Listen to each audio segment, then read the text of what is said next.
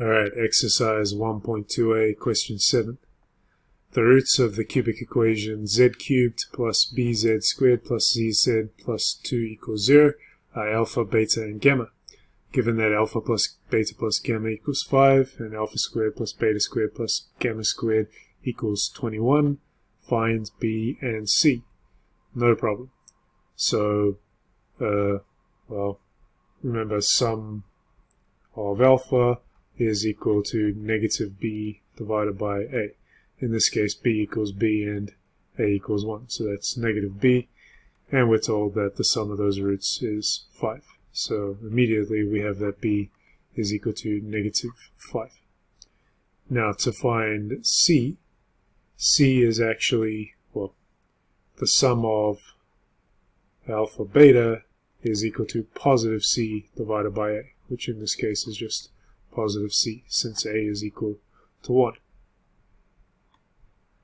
And we also know that the sum of the roots squared is equal to the sum of each of them squared individually plus 2 times, well, the thing we're looking for, the sum of AB. And so immediately we get 5 squared is equal to, and then we're told that this part is 21 plus 2 times c. And so c is equal to 2. And lastly, let's take a quick look at question 8 from the same problem set. Ming has written down a cubic equation with roots alpha, beta, and gamma. Explain why each of the following cannot be the roots of Ming's cubic equation. Alpha equals 2 plus I, beta equals negative 2 plus I, gamma equals 3. So we're assuming Ming's cubic equation looks like this. Az cubed plus bz squared plus cz plus d equals 0. And the only way to make this possible is if a, b, c, and d are real numbers. So we're assuming a, b, c, and d are real numbers. Otherwise this question doesn't make sense.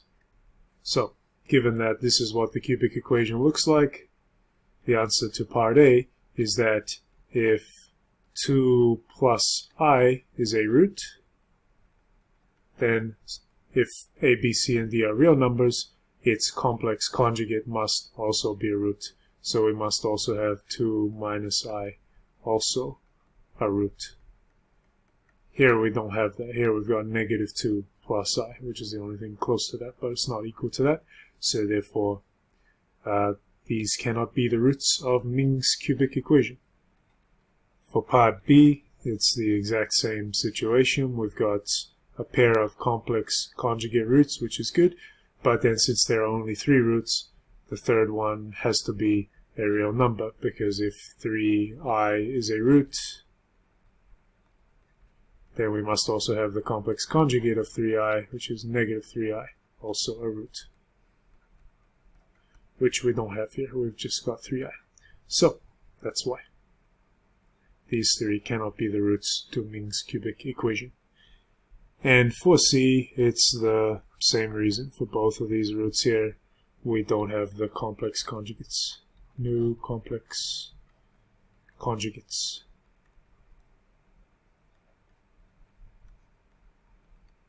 So if you have a complex root, in other words, it's a real number plus some non-zero multiple of I, then you need to have the complex conjugate of that root as a root as well. Otherwise, it doesn't work. It's impossible for these A, B, C, and D to be real numbers.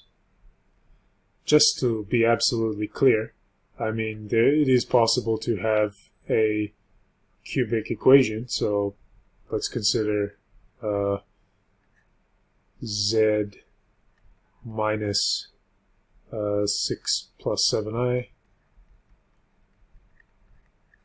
times z minus 5 times z plus 5i equals 0. then if you actually expand this thing out, you're still going to get a cubic equation. It's just that, well, in this case, a is going to be 1, it's going to be z cubed, and then it's going to be, let's say, a 2z squared plus a 1z plus a 0. It's just that a2, a1, and a0 can be any complex number. They don't have to be real, and they're not going to be real in this case. And that'll do for this video.